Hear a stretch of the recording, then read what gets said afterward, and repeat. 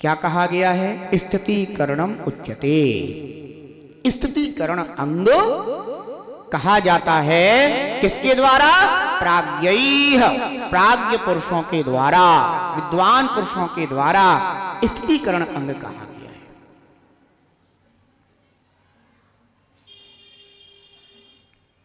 यदि कोई दर्शन से शिथिल होने लग जाए, सम्यक दर्शन से शिथिल होने लग जाए, यानी श्रद्धा से शिथिल होने लग जाए, विचलित होने लग जाए, तो जो धर्म से प्रीति करने वाले जीव हैं, यानी धर्मात्मा जीव हैं, उनका कर्तव्य क्या है? उसे पुनः धर्म में, यानी सम्यक दर्शन में, श्रद्धा में स्थित कर देना।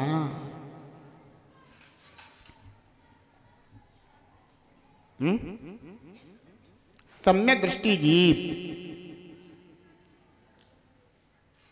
8 अंगों का पालन करने वाला होता है, 60 कर्तव्यों का पालन करने वाला होता है, व्यसन आदि से दूर रहता है। कदाचित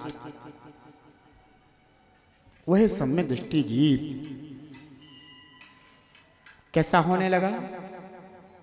शिथिल होने लगा। किस कारण से? कर्मोदय से। क्योंकि कोई भी जीव गिरेगा तो बिना कर्मोदय के तो गिर नहीं सकता। कदाचित कर्मोदय आ गया, कोई परिस्थिति आ गई, कोई रोग बीमारी हो गई, तो क्या करोगे? पुनः उसे उसी में स्थिर करना। ऐसा ना हो कि बेचारा श्रद्धा से गिर रहा था और तुमने और उसको ऐसा उपदेश कर दिया कि वो और शीघ्रता से ही गिर गया। एक वृक्ष पर लगा हुआ फल वह है कि जो गिरने की ओर है, और इतने में मिल गए तुम, तो तुमने और एक पत्थर दे दिया, तो वो गिरता था 2 दिन बाद, तो वो गिर गया 2 मिनट में ही। कम से कम ऐसा काम तो ना करते। गिरते हुए को संभालना धर्म है, लेकिन गिराना तो अधर्म और पाप है।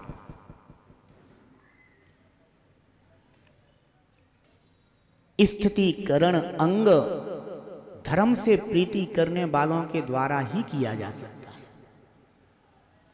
जिन्हें धर्म से प्रीति नहीं है बंधुओं, वो कभी किसी का स्थितिकरण नहीं कर सकते। ध्यान रखना, कर्मोदय हो जाए संभालना।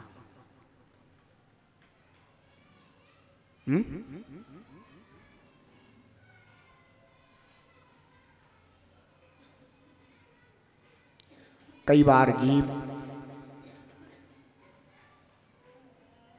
श्रद्धा विहीन होने लग जाते हैं। कहते हैं कि जब आदिनाथ का भाव था पूर्व का, तब वो स्वर्ग में थे और वहां उनको स्वयं प्रभा देवी प्राप्त हुई।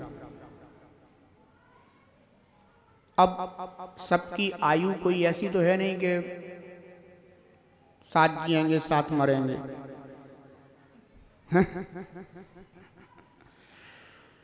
सबकी आयु अपनी अपनी है, ये तो संयोग मात्र होते हैं। तो वो जो देव था उसका समय पूरा हो गया तो वहां से च्युत हो गया। अब जो देवी थी वो देवी इतनी दुखी हुई, इतनी दुखी हुई, इतनी दुखी हुई, तो भयंकर शोक सागर में डूब गए। तो जो वहां पर सामान्य जाति के देव थे, उन्होंने आकर के उसे संबोधित किया कि भो देवी, स्वर्ग में भी कभी कोई शाश्वत नहीं है। जिसे आयु कर्म मिला है उसका मरण निश्चित है। इस स्वर्ग में जो भी जन्म लेते हैं वे एक दिन अवश्य मृत्यु को प्राप्त होते हैं। यदि तू शोक करेगी तो तेरा भाव ही बिगड़ेगा, और यदि तू धर्म का पालन करेगी तो तेरा भाव सुधरेगा।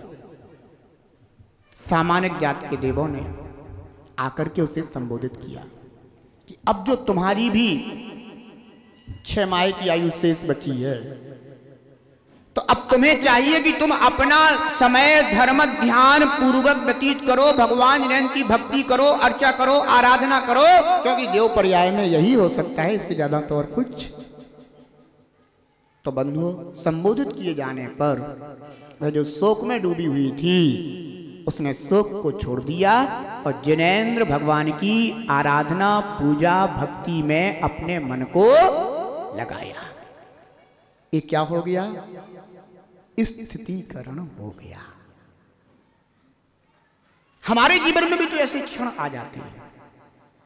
श्रावक को अपने कर्तव्यों के पालन में लगना चाहिए, और यदि कोई श्रावक अपने कर्तव्य से गिर रहा हो तो उसे धर्मात्मा जीवों के द्वारा पुनः कर्तव्य में लगा देना बंधु स्थितीकरण अंग कहलाता है। कोई व्यक्ति नित्य जिनेंद्र देव की पूजन करने के लिए आता था,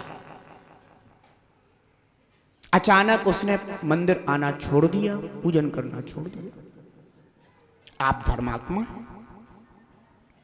सम्यक दृष्टि, आप क्या करेंगे? आप कहेंगे हमें क्या लेना देना, आए आए ना आए ना आए, हमने कहा पूरे सबकी जिम्मेदारी उठा रखी है? नहीं। अगर आप सम्यक दृष्टि होंगे, आप धर्मात्मा होंगे, तो एक बार आप जरूर पता लगाएंगे क्यों भैया वो रोज आते थे, आजकल दिख नहीं रहे हैं, क्या बात है?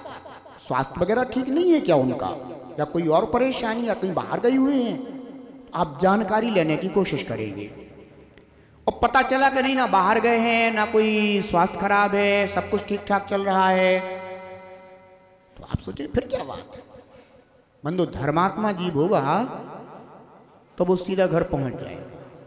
वो कहेगा क्यों भैया, पहले तो आप रोज जो है ना मंदिर आते थे, मेरे शायद पूजन आराधन करते थे, अब कुछ दिनों से तुम दिखाई नहीं दे रहे हो, क्या बात है?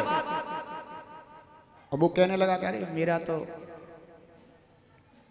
सिद्धांत ही समाप्त हो गया। वर्षों से मंदिर जा रहा था, सोच रहा था जो है ना कि मेरा फलाना फलाना काम तो कम से कम बन ही जाएगा, लेकिन ना कोई भगवान सुनते हैं ना कोई सुनता है।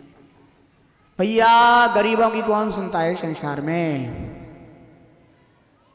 भगवान भी सुनता है तो अमीरों की सुनता है।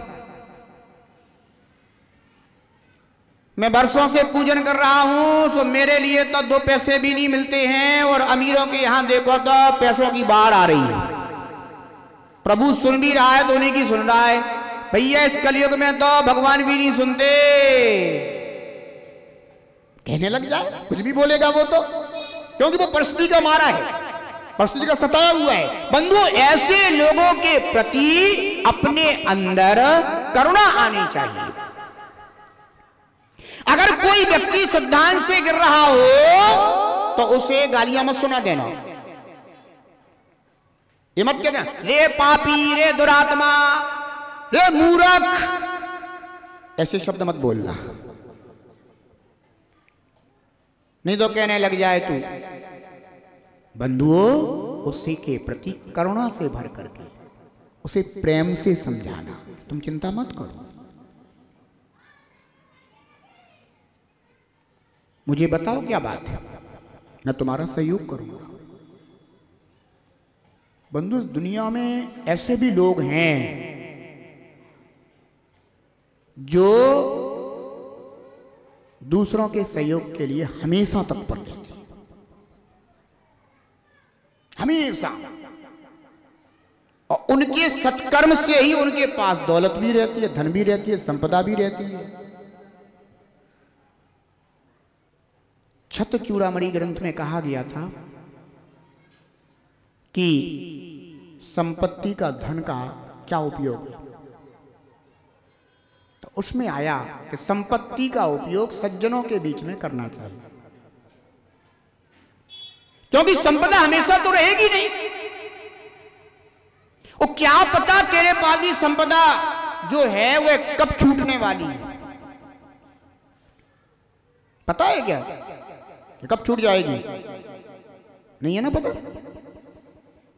तो जब पता नहीं है और आज अपने पास है और किसी सज्जन के लिए आवश्यकता है, तो क्यों ना हम उसको दे करके, उसका सहयोग करके उसको आगे बढ़ाएं। ध्यान रखना, जाकर के प्रेम से पूछ लेना और उसकी जो विपत्ति हो उस विपत्ति को दूर कर देना और कहना कि तू तो कल से मंदिर आएगा, जिन्हें भगवान की पूजन करना और तू चिंता मत कर। तो बोलेगा कि तुम क्या करोगे? बोले तुम क्या करोगे? मुझे भगवान ने भेजा है कि उसने एक दिन पूजा करी है, जाओ उसका सहयोग करके आओ। यही तो भगवान की कृपा है। कह देना उससे, वो कहेगा भगवान ने भेजा। बोले बिल्कुल भगवान ने भेजा मुझको। और तू कह रहा था भगवान सुनते नहीं, जबकि भगवान सब सुनते हैं। बंधु, तेरे अंदर लक्षण है धर्म के, तुझे धर्म से प्रीति है, तो तेरे पास ऐसे चिंतन होंगे कि तू उसे जाकर के पुनः धर्म में स्थिर कर देगा। और फिर वो कहेगा जब भगवान तुम्हारी सुन रहे हैं तो जरूर हमारी भी सुनेंगे। बंधु, अगर कोई श्रद्धांत से गिरने लग जाए तो उसे उठाना ही धर्म है। लेकिन किसी को धर्म से गिराना धर्म नहीं है। धर्म से गिराना धर्म नहीं। कि किसी नगर में कभी कोई निर्ग्रंथ मुनिराज पहुंच जाते थे तो श्रावक दौड़े दौड़े आते थे। कि किसी नगर में निर्ग्रंथ साधु पहुंच जाते थे तो श्रावक अपने श्रावक धर्म का पालन करने लग जाते थे। कि किसी नगर में निर्ग्रंथ साधु पहुंच जाते थे तो श्रावक अपने हाथों में मांगलिक द्रव्य लेकर के सोचते थे कि आज इन मुनिराज को परगहन करके मैं अपने घर में ले जाऊंगा, अपने घर को पवित्र करूंगा, पावन करूंगा, अपने धर्म का पालन करूंगा। और पता चला कि उपदेश कर दिया। क्या उपदेश कर दिया? कि केवल हमारे संग के लिए चौका लगाना और किसी के लिए मत लगा देना, अन्यथा पाप हो जाएगा, अन्यथा नरक में जाना पड़ेगा, सदगति में जाना पड़ेगा। अरे कहने वाले से तो नहीं पूछ लेते कि काय महाराज, किसी को दान देने से नरक में जाते हैं क्या? हैं? साधु की सेवा करने से क्या नरक में जाते हैं? अरे संसार के जीवों की भी, जिन्हें धर्म का भी बोध नहीं है बंधुओं, अगर उनकी भी सेवा कर लो तो भी जीव दुर्गति में नहीं जा सकता। फिर ये तो निर्ग्रंथ मुनि मुद्रा के धारी संत हैं साधु। लेकिन बंधुओं, अगर कोई ऐसे तुम्हें धर्म से विचलित करने लग जाए, तुम्हारी श्रद्धा पर प्रहार करने लग जाए, तुम्हारी श्रद्धा को खंड खंड करने लग जाए, तुम्हारी श्रद्धा को तोड़ने लग जाए, तुम्हें श्रद्धांश से गिराने लग जाए, तो कह देना कि मैं श्रद्धांश से गिरने वाला नहीं। आप अपने आप को श्रद्धान में स्थिर रखो। ध्यान रखना बंधुओं, ये पंचम काल चल रहा है। न जाने कैसी कैसी स्थितियां परिस्थितियां हमारे बीच में घटित होंगी। बहुत बंटवारे हुए हैं समाज में, बहुत बंटवारे हुए समाज में। पंथ के नाम पर बंटवारा हुआ, ग्रंथ के नाम पर बंटवारा हुआ। अब जो वर्तमान में चल रहा है वो संत के नाम पर बंटवारा चल रहा है। एक बार जो बंटवारा हो जाता है बंदों, पर मिलना मुश्किल, फिर मिलना मुश्किल हो जाता है। भगवान महावीर के समय तो सब जैनी भाई थे ना। अच्छा, भगवान महावीर के समय में कौन थे? दिगंबर थे कि श्वेतांबर थे? बताओ तो जरा, कौन कौन थे भगवान महावीर के समय में? 13 पंथी थे कि दुष्पंथी थे? कौन से पंथी थे भगवान के समय में? भगवान महावीर के समोसरण में ना 13 पंथी थे, ना 20 पंथी थे, ना दिगंबर थे, ना श्वेतांबर थे, फिर कौन थे? एकमात्र जिन धर्म के अनुयायी जिनेंद्र भक्त थे। फिर बाद में क्या हुआ? भगवान महावीर निर्वाण को प्राप्त हुए। इसके बाद तो फिर अपने अपने अपने अपने की बार आ गई, बंटना शुरू हुए। और तब से लेकर आज तक हम बंटते ही चले जा रहे हैं। बंदो ध्यान रखना, यदि कोई तुम्हारी श्रद्धा को तोड़ने लग जाए, श्रद्धा पर प्रहार करने लग जाए, तो ध्यान रखना, अपनी श्रद्धा को डामाडोल मत कर देना। मैंने एक बार कहीं से सुना था, कोई कह रहा था कि आरिकाओं के लिए अर्घ नहीं चढ़ाना चाहिए। फिर क्या करना चाहिए आरिकाओं के लिए? आरिकाओं के लिए करना क्या चाहिए? बोले बिना अर्घ के ही उनको जो है ना, क्यों? क्योंकि आरिकाओं के पास संयम नहीं है। ओहो, पंचम स्थानवर्ती कैसे हो गए फिर, अगर गुण नहीं है? अच्छा एक बात बताओ, पूजा वस्त्रधारियों की होती है कि नंगों की होती है? बता, कौन की होती है?